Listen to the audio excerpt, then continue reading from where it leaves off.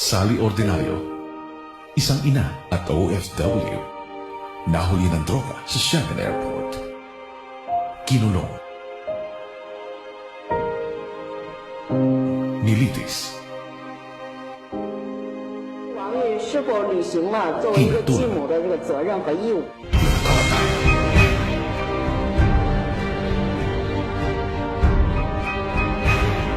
Anak ko, kumakatok ulit ako para maligtas yung buhay niya, para mapatunayan niya na siya innocent lang. Biktima lang. Kasi hindi na yung mga nagpalipad sa kanya, huwag na ng NBI. Na siya innocent lang. Alam nila na si Sally ay biktima lamang ng mga Chinese drug syndicate na pinagsasamantalahan ang ating mga kababayan dahil sa kahirapan.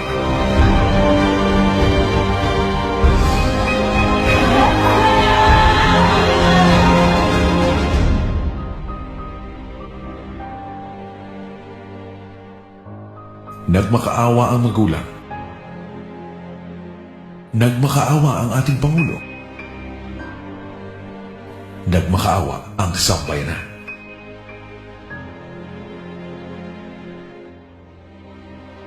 Ngunit hindi tayo kinaawaan.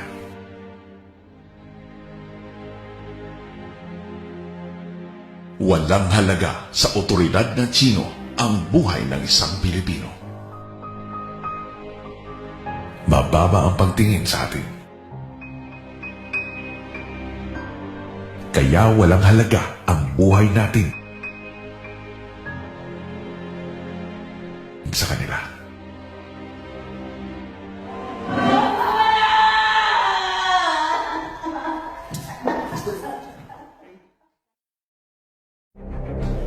Pilipinas, ang bayan nasa matinding panganib. Tumulong na mga tauhan ng Drug Enforcement Agency naman sa Amerika sa pag-iinspeksyon sa Shabu Laboratory sa Parañaque.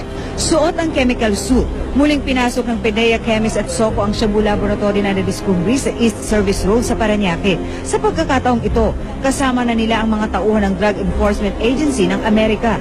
Sa mga kwarto ng basement ng warehouse kung saan naroon ang laboratorio na pinakamalaki na marahil sa mga nakitang Shabu Lab sa bansa, tumambad ang mga kemikal. Sa sobrang laki ng laboratoryong ito, kaya doon ito mag-produce ng 4 hanggang 500 kilo ng shabu kada buwan. Kumikita ito ng tumataginting na mahigit 2 bilyong piso kada buwan. Tulad ito sa kita ng pinakamalaking minahan ng ginto sa Pilipinas. Inaresto sa warehouse ang mga Chinese na sina Jason Lee, Willie Yap at Nirtan. Halos 200 kilo ng shabu at higit 100 kilo ng ephedrine ang nakumpiska sa kanila. Tinatayang aabot ito sa 4 na bilyong piso. Sa 4 na bilyong piso. Isa lamang ito sa higit na 300 shabu lab sa bansa. It's obvious that the country has been targeted by organized crime groups. 500 bilyon bawat taon. Yan ang kita ng industriya ng Cebu. Mas malaki pa ang kita sa Shell at Petrol. What we could say here is the drug trafficker really have a lot of money. Laboratorio, kaya raw nitong gumawa ng aabot sa mahigit 2 bilyong pisong halaga ng shabu kada buwan. Could buy the law enforcer. They could reach up to the judiciary, the prosecutors. Ang nakakagimbal na resulta. We are now officially the shabu capital of the world. 93% ng lahat ng barangay sa Metro Manila ay lubog na sa shabu.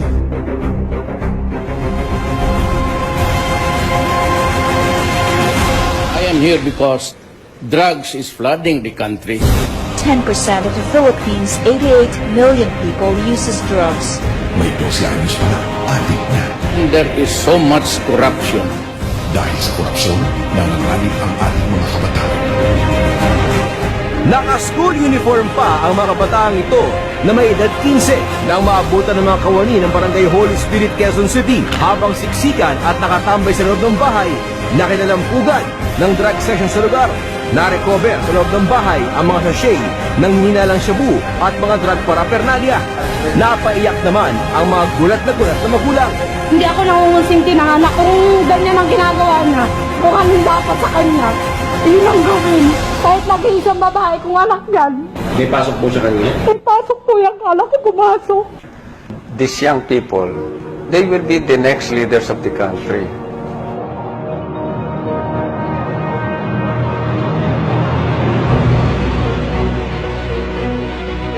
Yes, Howie, mag-aalas 8 ngayong umaga ay dumating na sa bahay ng kanyang kapatid dito sa Quezon City ang puting kabaong lulan si Sally Ordinario Villanueva. Kahit may mahigit isang linggo na wala nang bitay ng anak, halos himatayin pa rin si Aling Edith nang masilayan ang anak sa loob ng kabaong.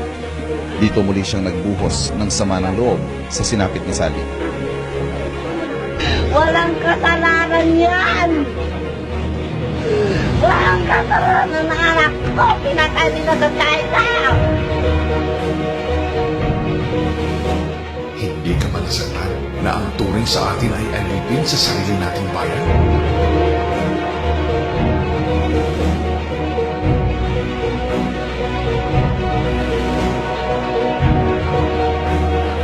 Walang kasalanan yan! Walang kasalanan ng anak ko! Pinatay nila sa China!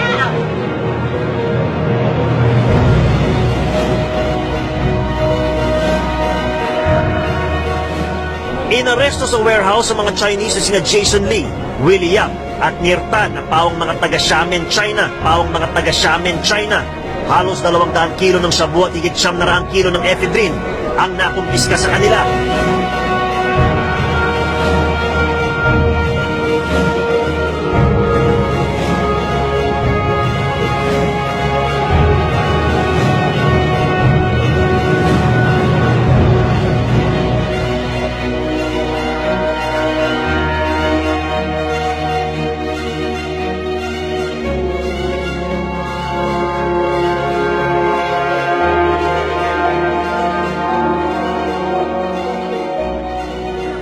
Walang kasalanan yan! Walang kasalanan ng anak ko! Pinatay nila sa China! Dahil sa siya, maraming kabataan ngayon ay magiging kriminal. Sinalakay ng mga operatiba ng Provincial Intelligence Branch ng Laguna Police ang barangay San Antonio sa Binyan kaninang tanghali. Pagpasok sa bahay na ito, dinatna ng 4 na mga estudyante at 2 pang lalaking nakapwesto at gumagamit ng droga. Inamin naman ang sospek na binebentahan niya ng droga ang mga estudyante. Tawid kalsada lang ang bahay niya mula sa eskwelahan. Estudyante yung mga parokyano niya. 3rd year criminology student, isang education student at isang marine transportation student ang kasama sa mga inaresto. Disgusted tayo, siyempre. Kasi could you imagine, magiging pulis yan balang araw kung hindi natin nahuli. Ang droga ay ginagamit ng China para masakop tayo sa tamang panahon. Who will not consider it as a national security threat? Philippines, he says, is in danger of becoming a narco state. Based on the information that we are getting, we are very much here to eat. Ngunit ni isang beses ay hindi nabanggit ni Pinoy ang shabu at kriminalidad sa 6 niyang zona. Kung hindi man si Pinoy kasabwat dito, nakinabang sila dito. Lumalaganap ng husto ang shabu sa administrasyon ni Noynoy Aquino.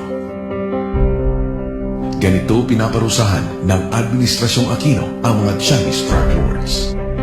Si Ruben Chu ay isang big-time na Chinese drug lord. Nahuli at na-convict. Ikinulong sa Sablayan Prison ng Penal Farm. Nadiskubre rin ang malungkong pamumuhay ni Chu sa loob naman ng Sablayan Prison and Penal Farm. Nakatira siya sa kubol na nasa loob ng compound na may gate. May mga sasakyan pa siya na ginagamit umano para maglabas-masok sa kulungan. Malaya rin naman na siya nakakatanggap ng mga bisita. Na malaya nakakapagbenta ng shabu sa labas ng kulungan. Ito ang nakakagimbal. Pero ayon kay Chu, hindi sa Sablayan niluluto ang shabu. Yung items niya ay galing sa National Bilibid Prison. Sa Bilibid Prison pala ginagawa ang shabu na ibinebenta ni Chu. Inamin ni Chu, 2 Chinese nationals ang nag-ooperate pa ng isang laboratory sa NBP. 2 Chinese nationals ang nag-ooperate pa ng isang laboratory sa NBP. Kung sa Bilibid mismo ay may laboratorio ng shabu, saan napatungo ang ating bayan? Ang Bilibid ay may mataas na pader. May armadong mga gwardya na papalibutan ng barbed wire.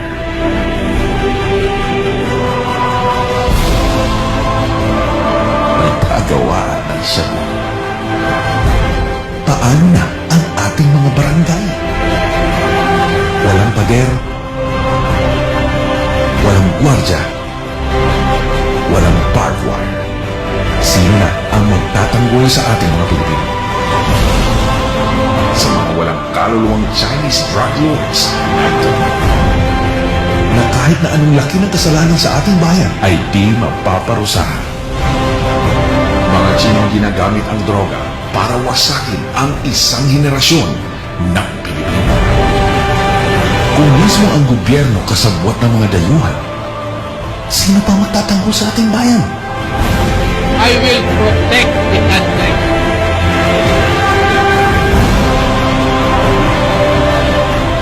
Rudy Duterte, ipagtanggol mo kami.